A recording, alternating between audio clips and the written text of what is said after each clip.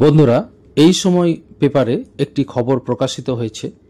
সেখানে স্নেহাশিস নিয়োগী লিখেছেন, ছাত্র শিক্ষক অনুপাত ধন্দ দুরকম তথ্যে।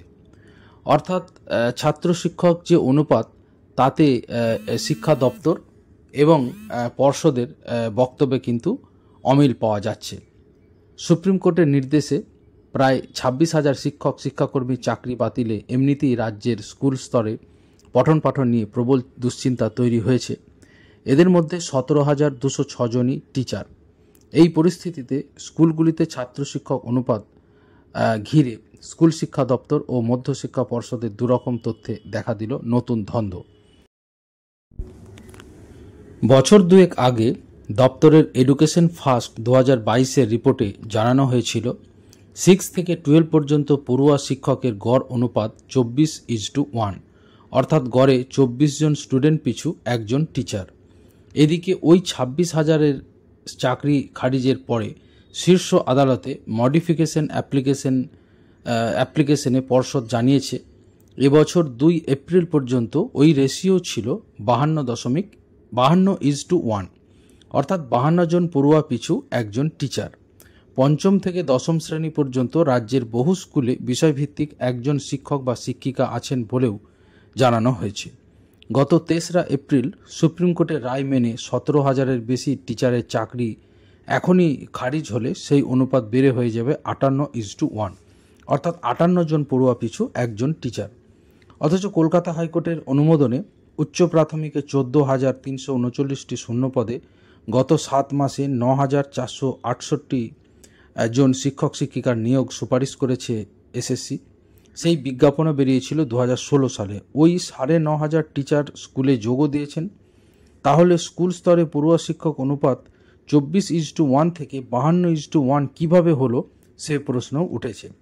পাশাপাশি চাকরিহারা শিক্ষক শিক্ষিকা ও চাকরি প্রার্থীদের প্রশ্ন, রাজ্য সরকার কি নতুন নিয়োগ এড়াতেই 2022-এর এডুকেশন ফার্স্ট রিপোর্টে যথাযথ তথ্য জানায়নি? এ নিয়ে কি বলছেন বিকাশ ভবনের শীর্ষকর্তারা? তাদের 3টি যুক্তি প্রতিবেদনে লেখা হয়েছে। প্রথমত, গত 2 বছরে মাধ্যমিক ও উচ্চ মাধ্যমিক স্তরে বিপুল সংখ্যক শিক্ষক শিক্ষিকা অবসর নিয়েছেন, ফলে শূন্যপদ বেড়েছে। দ্বিতীয়ত, মাধ্যমিক ও উচ্চ মাধ্যমিকে যে শিক্ষক শিক্ষিকারা পড়ান তারা অনেক ক্ষেত্রে উচ্চ প্রাথমিকেও ক্লাস নেন। উচ্চ প্রাথমিকে পড়ুয়ার সংখ্যা মাধ্যমিক ও উচ্চ মাধ্যমিকের তুলনায় অনেক বেশি, কিন্তু মাধ্যমিক উচ্চ মাধ্যমিক স্তরের টিচাররাও এই ছাত্রছাত্রীদের ক্লাস নেওয়ায় শিক্ষক শিক্ষিকার সংখ্যা অনেকটাই বেড়ে যাচ্ছে, যে কারণে পড়ুয়া শিক্ষকের অনুপাত তুলনায় অনেক ভালো ছিল সেই সময়ে। তৃতীয়ত, ওই হিসেবে নাকি উচ্চ মাধ্যমিক স্তরের শিক্ষক শিক্ষিকাদের ধরা হয়নি। তাদের ধরা হলে অনুপাত আরও ভালো হতো। শিক্ষক শিক্ষিকাদের পাল্টা প্রশ্ন, এই স্তরের হিসেব ধরা না হলে উচ্চ মাধ্যমিকের শিক্ষক শিক্ষিকারা উচ্চ প্রাথমিকে 6ষ্ঠ থেকে 8ম ক্লাস নিতেন বলে কর্তারা জানাচ্ছেন কিভাবে? এই প্রশ্নের সদুত্তর যদিও দপ্তরের কাছে পাওয়া যায়নি। অন্যদিকে কি বলছে মধ্যশিক্ষা পর্ষদ? আসুন আমরা জেনে নিই মধ্যশিক্ষা পর্ষদের কি বক্তব্য। বোর্ডের দাবি, উচ্চ মাধ্যমিকের পড়ুয়া ও শিক্ষকের হিসেব তাদের কাছে থাকার কথা নয়। শিক্ষক শিক্ষাকর্মীদের চাকরি বাতিলের পরে বিকাশ ভবনই এ সংক্রান্ত তথ্য তাদের কাছে পাঠিয়েছে। সেই হিসেবই পেশ করা হয়েছে সর্বোচ্চ আদালতে। দপ্তর ও পর্ষদের যুক্তি ও ব্যাখ্যার প্রেক্ষিতে প্রবীণ শিক্ষক শিক্ষিকারা বলছেন, গোটা পরিস্থিতি বিচার করে মনে হচ্ছে ওই অনুপাত 52:1 হওয়াটাই যুক্তিযুক্ত। যেমন পশ্চিমবঙ্গ প্রধান শিক্ষক সমিতির সাধারণ সম্পাদক কৃষ্ণাংশু মিশ্রর বক্তব্য, উচ্চ প্রাথমিক, মাধ্যমিক ও উচ্চ মাধ্যমিক মিলিয়ে বছরে 5,000 করে 2 বছরে বড়জোর 10,000 টিচার রিটায়ার করেছেন। আর গত 14 বছরে এসএসসি মাত্র 2বার পরীক্ষা নিয়েছে। এই হিসেবে 3 স্তরেই পড়ুয়া শিক্ষকের সার্বিক অনুপাত 52:1 হওয়াই যুক্তিসঙ্গত। অর্থাৎ বুঝতেই পারছেন, এই প্রতিবেদন থেকে আমরা যেটুকু বুঝতে পারছি যে অবশ্যই শূন্যপদ বেড়েছে এবং শূন্যপদ বাড়ার ফলে ছাত্র শিক্ষক যে রেশিও সেটা কিন্তু বেড়েছে।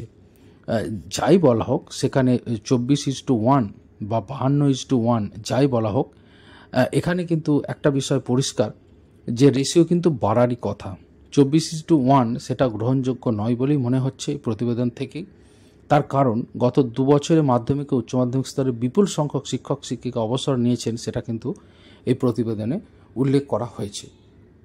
তো বুঝতেই পারছেন, যখন এত শূন্যপদ এত শিক্ষক অবসর নিয়েছেন, তো শূন্যপদ তো বাড়বেই।